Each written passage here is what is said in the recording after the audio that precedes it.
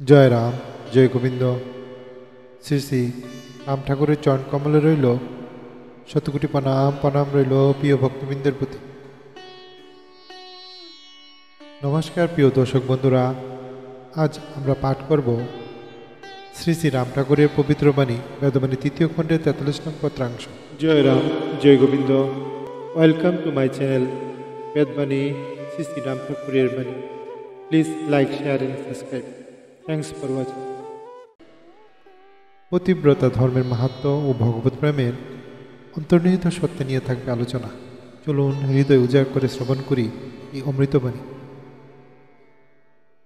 পতিব্রতা ধর্ম আচরণ করিতে করিতে নিত্য সিদ্ধ বিগ্রহ সকল আদিত্য লাভে বিশুদ্ধ ভাব ধারণ করিয়া সেবা বিঘ্ন পরিহার করে।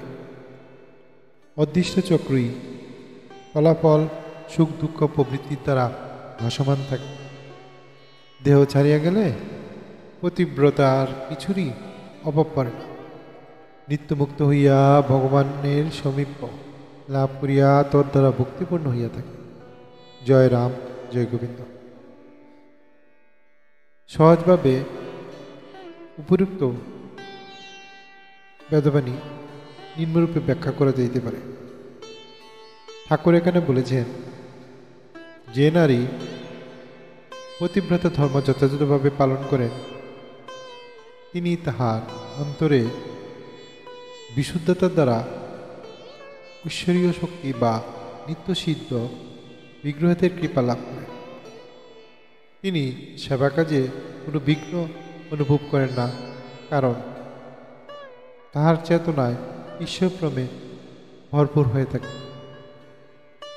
আমাদের জীবনে যা কিছু সুখ দুঃখ আসে তা সবই অদৃষ্ট বা ভাগ্যের চক্রের ফল।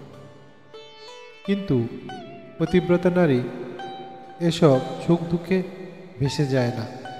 তিনি নিজের কর্তব্যপথে অবিচল থাকেন। দেহত্যাগের পরও তাহার কোনো কিছুতেই অভাব হয় না। তিনি নিত্যমুক্ত হয়ে ঈশ্বরের নিকট অধিষ্ঠিত হন। ভগবতের নিবিড় ভক্তি আনন্দে চিরস্থায়ীভাবে অবস্থান করে। এই ভাবের মধ্যে দিয়েই ঠাকুর আমাদের শিক্ষা দেন, পতিব্রতা বা যে কোনো সৎসাধক তাহার নিষ্কাম কর্ম ও শুদ্ধচিত্ত জীবনযাত্রার ফলস্বরূপ ঈশ্বর প্রাপ্তি অবিসম্ভাবী। জয় রাম, জয় গোবিন্দ। শ্রী শ্রী রাম ঠাকুরের এই মহামূল্যবান বাণী আমাদের মনে করিয়ে দেয় সত্যনিষ্ঠা, ভক্তি ও নিঃস্বার্থ সেবাই ঈশ্বর প্রাপ্তির পথ। প্রিয় দর্শকবৃন্দরা, যদি এই আলোচনা আপনার হৃদয় ছুঁয়ে যায় তবে অবশ্যই ভিডিওটি শেয়ার করুন, লাইক দিন ও আমাদের চ্যানেলটি সাবস্ক্রাইব করতে ভুলবেন না। পরবর্তী পর্বে আবার ফিরে আসব ঠাকুর আরেকটি বাণী নিয়ে।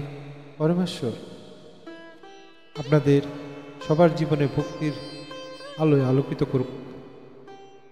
জয় রাম, জয় গোবিন্দ। গুরুর কৃপায় জগতের সব মঙ্গলময় হোক, গুরুর আশীর্বাদ সবার উপর বর্ষিত হোক। জয় রাম, জয় গোবিন্দ। জয় রাম, জয় গোবিন্দ। সবাইকে ভিডিওটি দেখার জন্য অসংখ্য ধন্যবাদ। দয়া করে শ্রী শ্রী রাম ঠাকুরের পত্রাংশ বেদবাণী চ্যানেলটি লাইক, শেয়ার ও সাবস্ক্রাইব করার বিশেষ অনুরোধ রইল। সবাই ভালো থাকবেন। পরবর্তী ভিডিওতে আবার দেখা হবে। গুরুর কৃপা আপনার উপর বর্ষিত হোক। জয় রাম, জয় গোবিন্দ।